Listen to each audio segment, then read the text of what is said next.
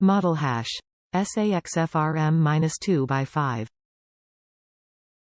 Length. 5 feet.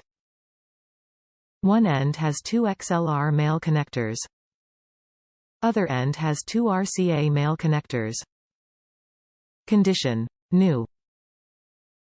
Top reviews from the United States.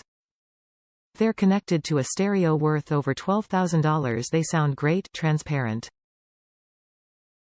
My Primare preamp only accepts XLR female for its first input, so I bought these to connect to a Cambridge Audio 640 phono pre for a Technics 1200 MK2.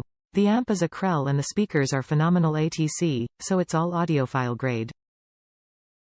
The cables were neutral, passed on the deep bass on a Peace Orchestra LP, specifically track 2. Highs were clear, soundstage and imaging weren't blurry. The XLR cables connecting the preamp to the amp are $200 silver coated, so these are a bargain. They didn't degrade the sound.